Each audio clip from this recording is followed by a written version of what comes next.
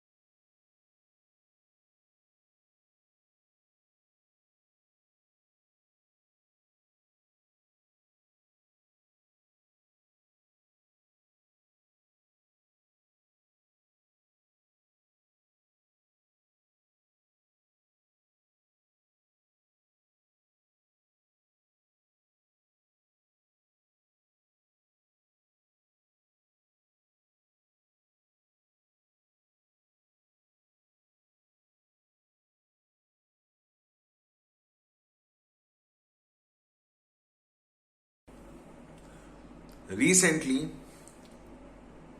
the Ministry of Women and Child Development released draft anti-trafficking bill, which is also known as the Trafficking in Persons Prevention, Care and Rehabilitation Bill 2021. A previous draft had been introduced in 2018, but that could not be introduced in Rajya Sabha among stiff opposition from parliamentarians and experts. Already there are some legislation in India that prohibits human trafficking. First is Article 23, Subclause 1 in the Constitution of India, which prohibits trafficking in human being and forced labor. Next is the Immoral Traffic Prevention Act, in short ITPA 1956, penalizes trafficking for commercial sexual exploitation. Next, India also prohibits bonded and forced labor through the Bonded Labor System Abolition Act 1976, Child Labor Prohibition and Abolition Act 1986, and Juvenile Justice Act. Next is Section 366, Subclause A and 372 of the IPC also prohibits kidnapping and selling minors into prostitutions respectively. Apart from the above, the last is Factories Act 1948, which guarantees the protection of right of workers. Now, what are the provisions in this new bill? So, provision number 1 is that it extends to all the citizens inside as well as outside India. Now, in this provision, the draft bill has focused on citizens inside as well as outside India. Now, what does it mean? It means that it includes persons on any ship or aircraft registered in India, wherever it may be, or carrying Indian citizens wherever they may be. Now, here the focus is on mode of transportation. That is, if it is registered in India and found committed an offense, irrespective of the people it is carrying, either Indian or not non-Indian, will be punished. Next is foreign national or stateless person who has his or her residence in India at the time of commission of offense under this act. Means Indian foreigner in India, if he is part of offense, he will be penalized. So this is about this. Now this offense will also cover cross border. Okay, so cross border offenses with respect to trafficking will also be covered by these provisions. Now next, that is provision 2, is it extends beyond the protection of women and children as victims. Now it includes transgender as well as any person who may be a victim of trafficking. So earlier it was women and children, now transgender also covered. Provision 3 is it also does away with the provision that a victim necessarily need to be transported from one place to another to be defined as a victim. Earlier, if there is a transfer, then only it is considered as a case of trafficking. Now, no need of transfer. Now, next is provision 4. It broadens the definition of exploitation. The exploitation of the prostitution of others or other form of sexual exploitation, including pornography, any act of physical exploitation, forced labor or services, slavery or practices similar to slavery, servitude or forced removal of organs, illegal clinical drug trials or illegal biomedical research. So this is, in this way we have broadened the definition of exploitation. Now Provision 5 is it also added more offenders. Now, what does it mean? Offenders will also include defense personals and government servants as well as doctor and paramedical staff or anyone in position of authority. So they are also included as offenders. Provision 6 is regarding penalty. Now, a minimum of 7 years, which can go up to an imprisonment of 10 years and a fine of rupees 5 lakh in most of the cases of child trafficking. In case of the trafficking of more than one child, the penalty is now life imprisonment. Also, the property bought via such income as well as used for trafficking can now be fortified with the provision set in place similar to that of the Money Laundering Act. Now, provision 7, that is regarding investigating agency. The National Investigating Agency shall act as the National Investigating and Coordinating Agency responsible for prevention and combating of trafficking in person. Provision 8. Now this is very important provision, that is 8th provision. It talks about National Anti-Human Trafficking Committee. Now once the law is enacted, the center will notify and establish a National Anti-Human Trafficking Committee for ensuring overall effective implementation of the provision of this law. This committee will have representation from various ministries with the Home Secretary as the chairperson and Secretary of the Women and Child Development Ministry as co-chair. State and district level anti-human trafficking committee will also be constituted. Now this is all about the provisions. Now we'll talk about some international conventions, protocols and campaigns related to trafficking. So first is Protocol to Prevent, Suppress and Punish Trafficking in Persons, especially women and children. This protocol is initiated in 2000 as a part of the United Nations Convention Against Transnational Organized Crime. The United Nations Office on Drug and Crime is responsible for implementing the protocol. It offers practical help to states with drafting laws as well as creating comprehensive national anti-trafficking strategies and assisting with resources to implement them. Next is Protocol Against the Smuggling of Migrants by Land, Sea and Air.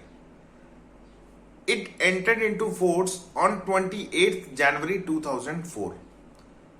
This also supplements the UN Convention Against Transnational Organized Crime. The protocol is aimed at the protection of rights of migrants and the reduction of the power and influence of organized criminal groups that abuse migrants. Next is Universal Declaration of Human Rights 1948, which is a non-binding declaration that establishes the right of every human to live with dignity and prohibits slavery. Next is Blue Heart Campaign. Now this campaign is an international anti-trafficking program started by the UNODC. So this is very important, Blue Heart Campaign. And the last is Sustainable Development Goal. Now there are various sustainable development goals that aims to end trafficking, like Goal 5, which aims to achieve gender equality and empower all women's and rights.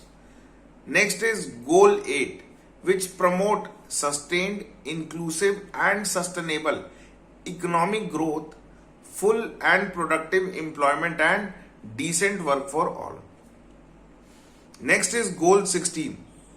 It promotes peaceful and inclusive societies for sustainable development, provide access to justice for all, and build effective, accountable, and inclusive institutions at all levels. So remember these three goals of sustainable development goals.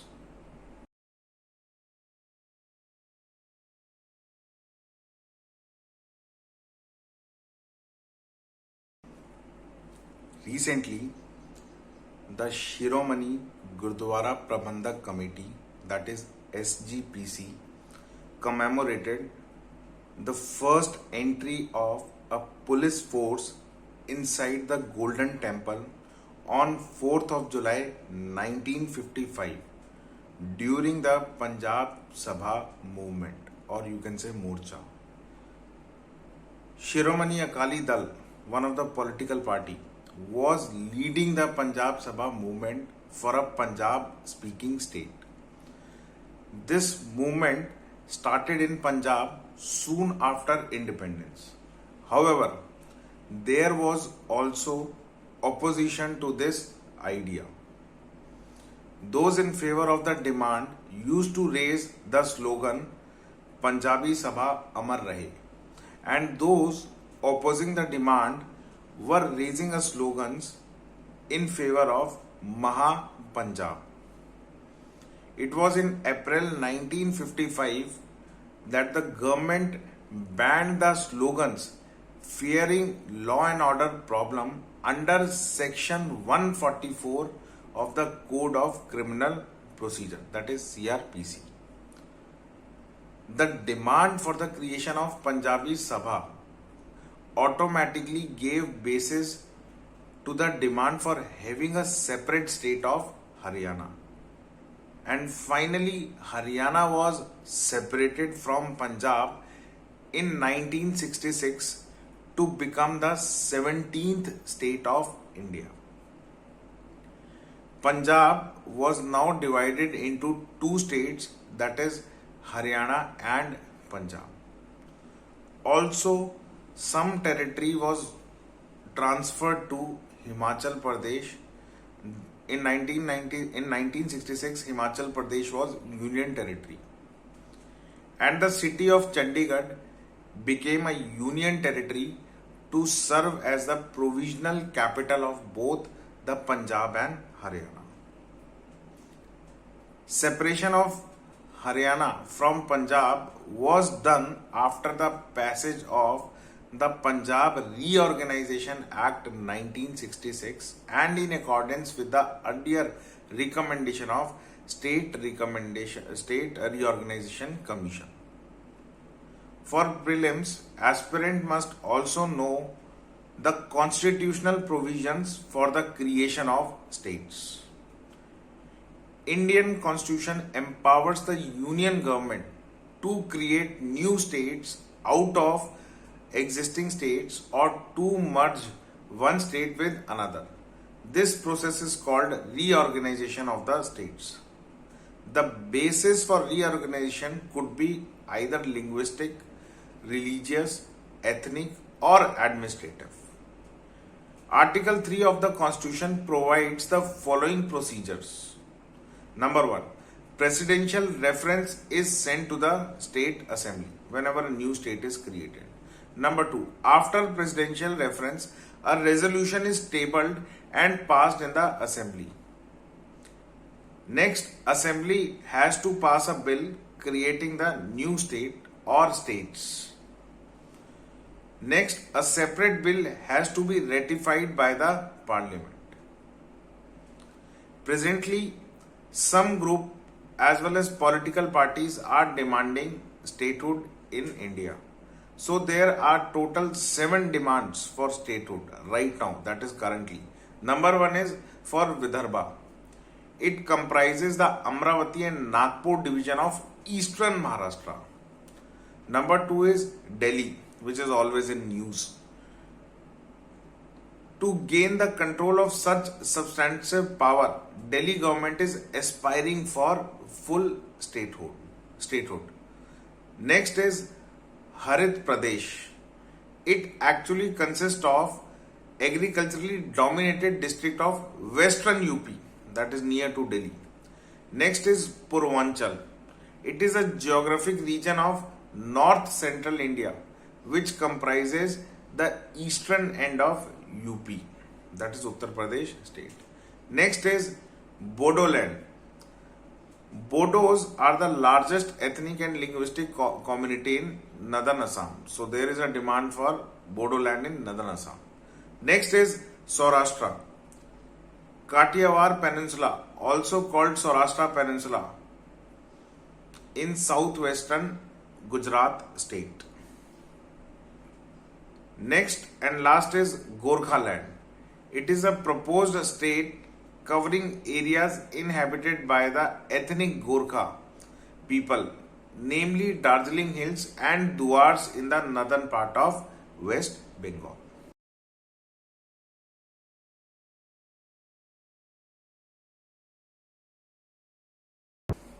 Every year, 4th July is observed as the death anniversary of Swami Vivekananda, who is regarded as one of the finest spiritual leader and intellects India has produced. Swami Vivekananda was born as Narendranath Dutt on 12th January 1863. National Youth Day is held every year to observe the birth anniversary of Swami Vivekananda.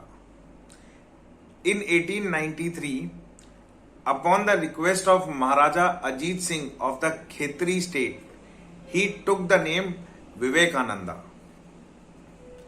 Now, Swami Vivekananda is very important for our prelims exam as well as mains exam. So, we will see some of the contributions made by Swami Vivekananda. He introduced the world to the Indian philosophies of Vedanta and Yoga.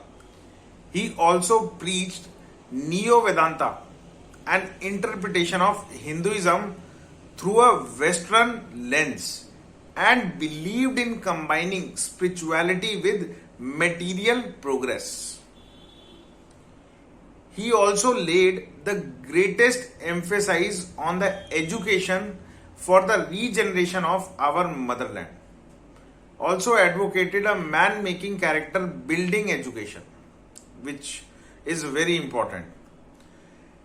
He is best known for his speech at the World Parliament of Religion in Chicago in 1893. This fact is very much important. He also spelled out the 4 pathways of attaining moksha from the worldly pleasures and attachment in his book Raja Yoga, Karma Yoga, Jana Yoga and Bhakti Yoga. So it is very much important. We have to detach from pleasures and all those things if you want to crack IAS exam. Netaji Subhash Chandra Bose had called Vivekananda the maker of modern India. Now, Swami Vivekananda was also associated with some of the organizations like he was the chief disciple of the 19th century mystic Ramakrishna Paramahansa and established the Ramakrishna Mission in 1897.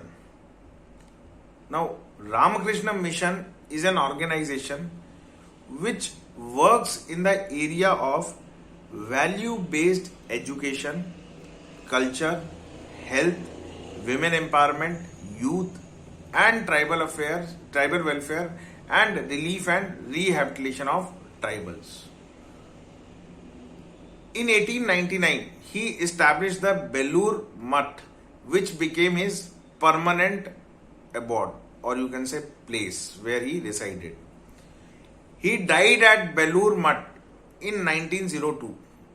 Also, Belur Mutt, which is located in West Bengal, is the headquarter of Ramakrishna Mutt and Ramakrishna Mission also.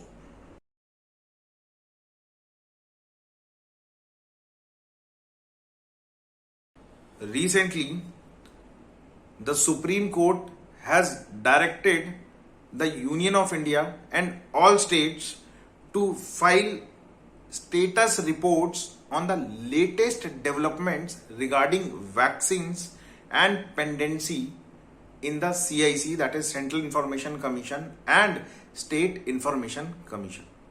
Now, it is very important, this news is very important, and you must know about Right to Information Act also.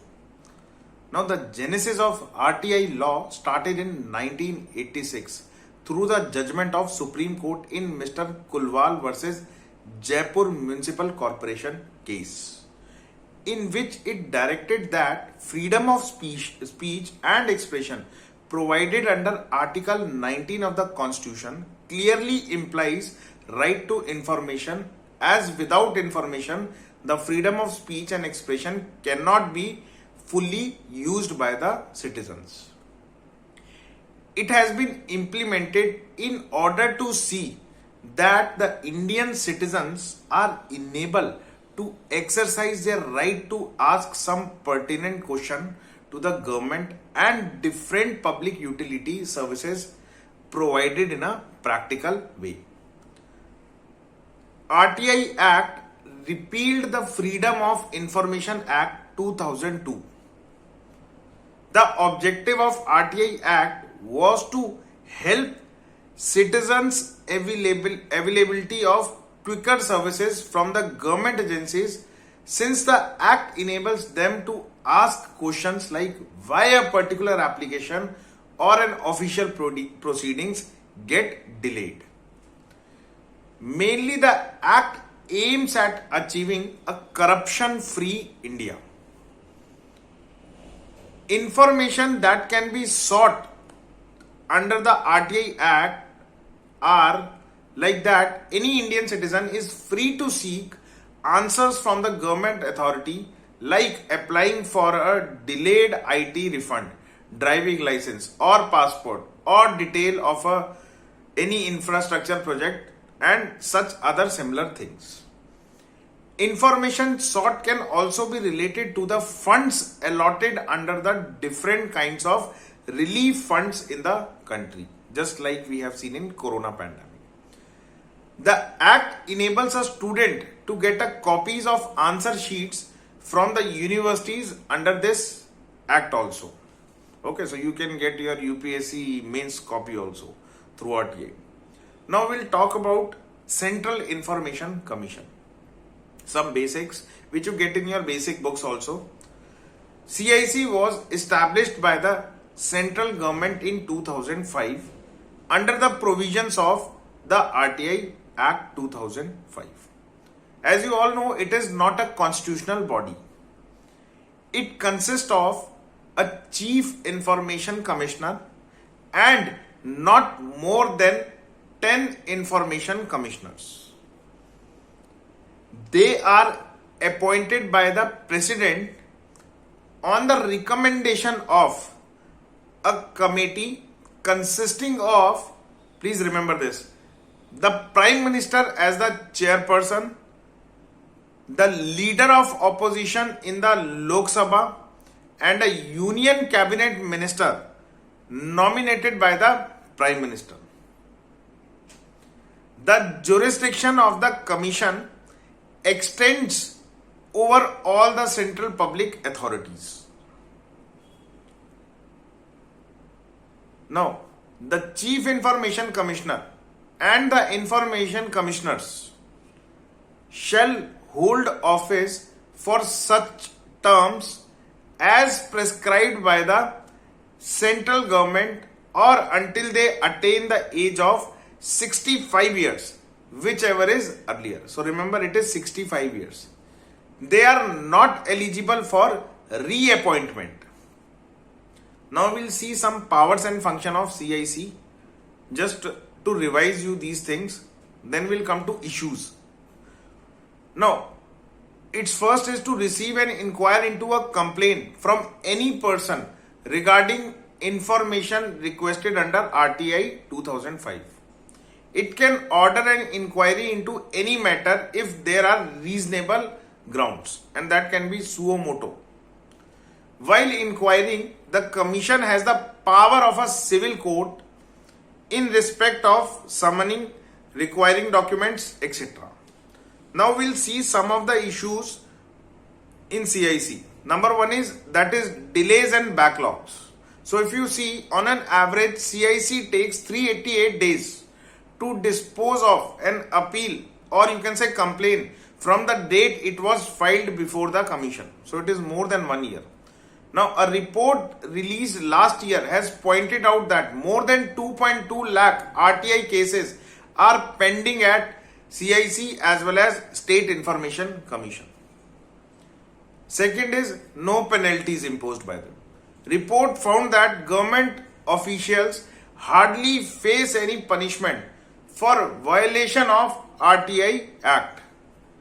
Penalties were imposed in only 2.2% of cases that were disposed of, despite previous analysis showing a rate of about 59% violation, which should have triggered the process of penalty imposition.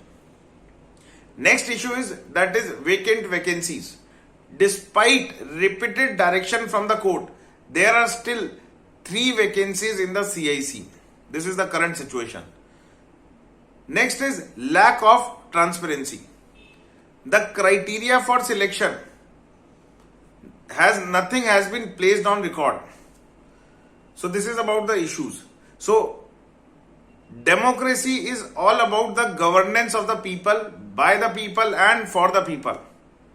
Hence, in order to achieve the third paradigm, that is people, the state needs to start acknowledging the importance of an informed public and the role that it plays in the country's development as a nation. In this context, underlying issues related to RTI Act should be resolved so that it can serve the information needs of society.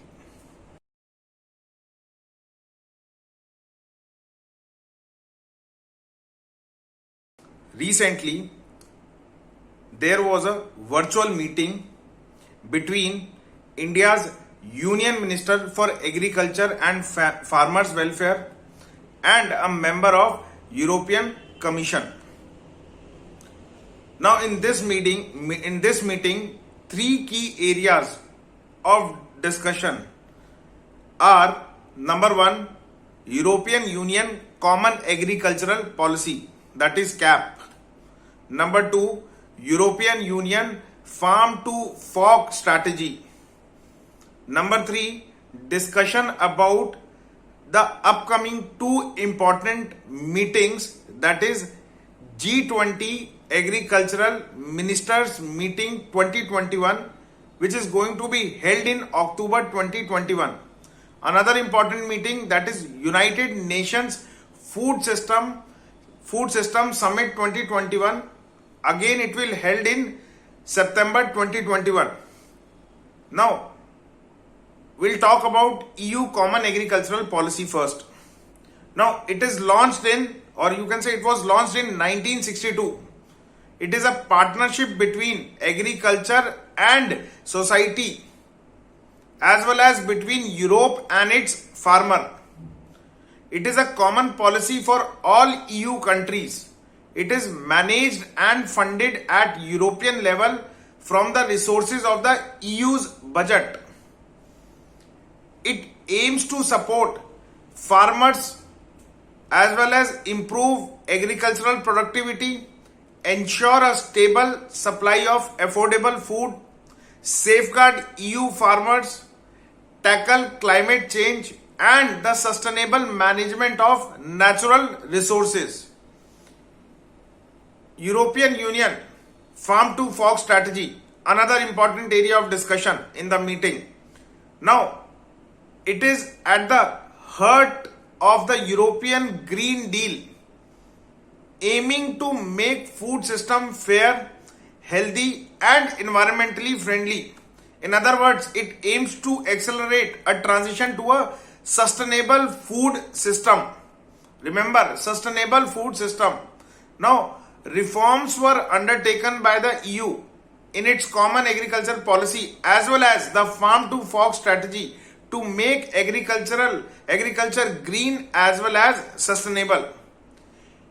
EU has also set a target of bringing 25% of the area in the EU under the organic farming by 2030.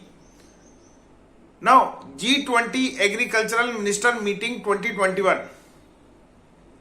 It is one of the ministerial meetings organized as a part of the G20 Leaders Summit 2021. As I already told you, it will held in October 21 and hosted by Italy. Now, this meeting will focus on three broad interconnected pillars of action, that is people, planet and prosperity. Both India and EU are looking forward to a bilateral cooperation at this summit. Now, next important meeting is United Nations Food System Summit 2021. The United Nations Secretary General has called for the first ever UN Food System Summit to be held in September 2021 to strategize the action for positive change in agri-food system in the world to realize the vision of 2030 agenda for sustainable development. EU and India are looking forward to strengthening their cooperation at the summit. So this is an opportunity for India and EU. That is a cooperation in agriculture. Now, if you observe the situation in India, 70% of its rural household still depend primarily on agriculture for their livelihood, with 82% of farmers being small and marginal. So India has taken some steps for its small and marginal farmers. For example, India has set up Agricultural Infrastructure Fund with a corpus of rupees 1 lakh crore for the development of farm gate and agricultural marketing infrastructure in rural area. Now, another important scheme is that is formation of 10,000 FPO, that is farmer producer organization, to help small and marginal farmers in marketing of agricultural produce. Now, India has also taken some steps with respect to sustainable farming, like encouragement of application of nano urea, organic farming under the Paramparagat Krishi Vikas Yojana. Next is maximum residual limit, that is MRL, of tricyclazole. Now, it raised the issue of fixing the maximum residual limit of tricyclazole used in rice crop, which has been a concern for India and is affecting India's basmati rice export to the EU. Now, this MRL is the maximum concentration for a pesticide on a crop or a food commodity resulting from the use of pesticide according to the good agricultural practices. Okay. Now, what is tricyclazole? Tricyclazole is a fungicide used for the control of rice blast, but it is not approved for use in the European Union. Now we'll see India can take more leverage from the meeting by raising issues, which you call it way forward. Now, if you see, India can pursue EU countries to engage in Indo-Pacific narrative geo-economically, if not from a security prism. So we can say it can mobilize massive economic resources for sustainable development of regional infrastructure, which will wield political influence and leverage significant soft power to shape Indo-Pacific discourse. Now, India and European Union have been negotiating a free trade deal, but it is pending since 2007. So this is another issue which we can discuss. Therefore, for closer convergence between the India and EU, both should engage in finalization of trade deal as soon as possible.